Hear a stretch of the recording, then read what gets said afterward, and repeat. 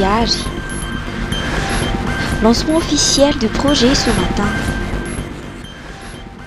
Le lancement officiel du projet Ankiz IAR a été donné ce matin au CEG Nansan sous l'égide de la première dame Miali Razwiln, qui en est la marraine. Cette initiative élaborée par le ministère de l'Éducation nationale et le programme national FIARIN vise à intégrer l'initiation à l'entrepreneuriat dans le programme scolaire du premier cycle de la classe de 6e à la 3e.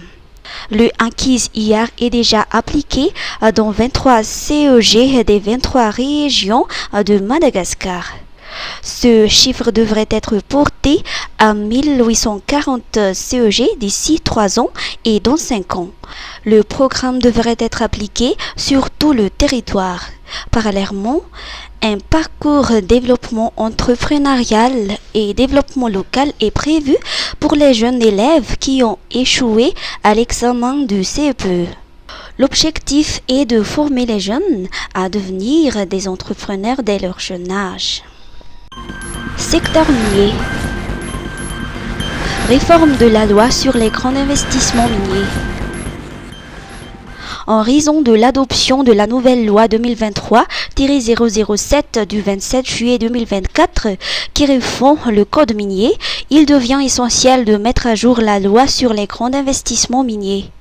Cette révision est nécessaire afin d'adapter la législation aux évolutions actuelles du secteur et aux exigences définies par le nouveau cadre législatif. Dans le respect de l'approche consultative et inclusive qu'a toujours privilégié le ministère des Mines pour l'élaboration du code minier et de ses textes d'application, facilitant ainsi des échanges constructifs sur la nécessité d'une mise à jour de la loi. Les discussions ont été particulièrement enrichissantes et ont abordé plusieurs points essentiels, les contributions attendues des grands projets au niveau national, région et local, les perspectives d'emploi pendant les phases de construction et d'exploitation, les questions relatives aux avantages fiscaux et douaniers, ainsi que le seuil d'éligibilité pour déterminer le type d'investissement pouvant bénéficier de ces avantages.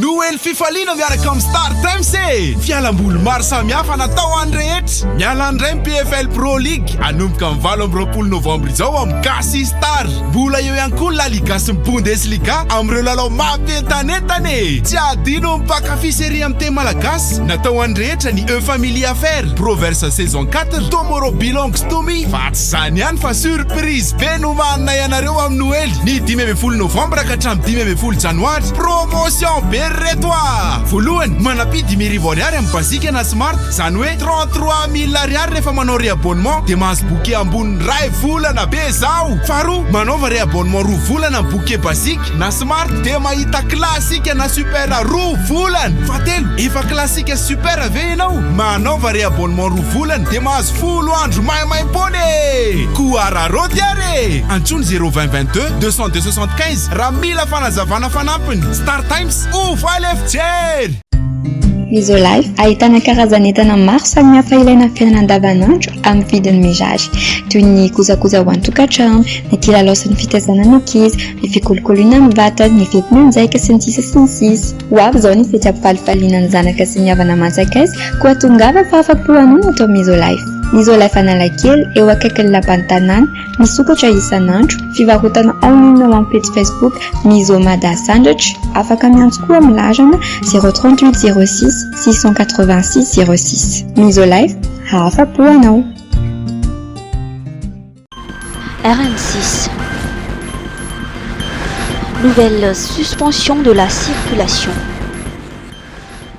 Le ministère des Travaux publics annonce la suspension de la circulation au niveau de la déviation construite sur le fleuve de Mahavavi, situé à la sortie d'Ambilbé, sur le point kilométrique PK 568 de la RN6.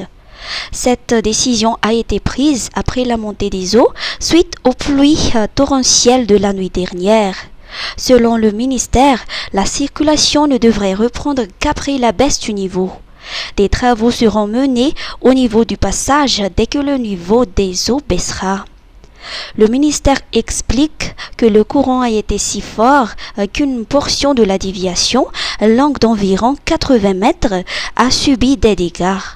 Par ailleurs, les ponts d'Ifas et de Mahava sur la RN6 détruits par la tempête Gamani en mars 2024 attendent toujours un financement pour leur réhabilitation. Pour l'heure, les autorités ont décidé de mettre en place des déviations pour un passage à gué.